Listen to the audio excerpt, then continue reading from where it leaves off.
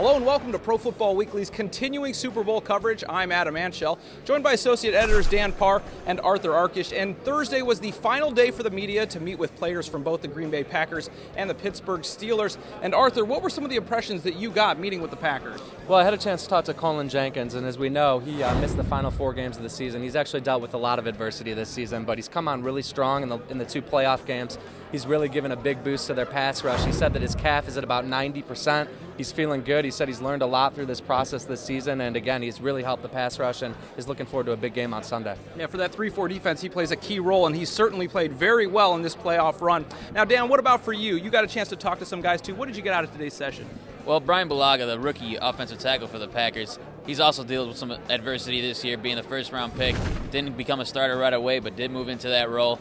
We've talked a lot this week about how he's going to match up against the pass rush off the edge from the Steelers. It's going to be tough. He admitted that, but when we're this far into the week, Adam, we start to dig a little deeper. And I found out a little interesting nugget about Brian Bulaga. Father Jim, the team chaplain, likes to exchange DVDs with players, give them something to watch. And it turns out they're all horror films. The latest one was The Exorcist, apparently, that Brian Bulaga received from Father Jim. So it's an interesting little situation the Green Bay has with their religious leader, I guess, in the locker room. It's always interesting to see how some of these teams do deal with Super Bowl week.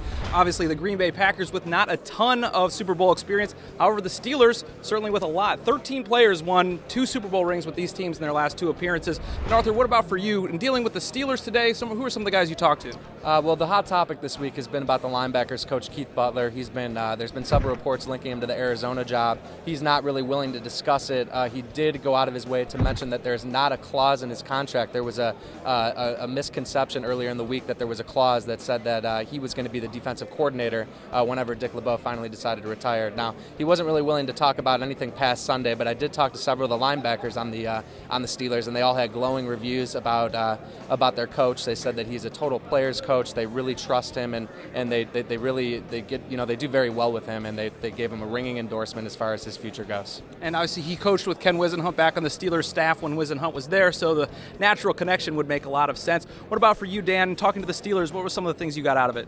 Well, over at TCU with the Steelers, I spent some time talking to James Harrison, who's been no stranger to controversy all week. He's taken some shots this week at the NFL and Roger Goodell, and we had asked him about his contemplating retirement earlier this season. He thought strongly about it while he was racking up fines this year for illegal hits, and felt like it was an overreaction.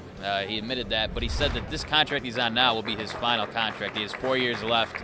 He does not intend to sign another deal, and he made that. He was very adamant about that. Certainly would be a big hole to fill for the Steelers when that day finally comes. Well, that's it for meeting with the players. It's on to the coaches. On Friday will be the final day we meet with the coaches before finally getting along to the big game on Sunday. I appreciate it, Dan and Arthur. And for all the continued Super Bowl coverage, be sure to check us out on Twitter or go to ProFootballWeekly.com.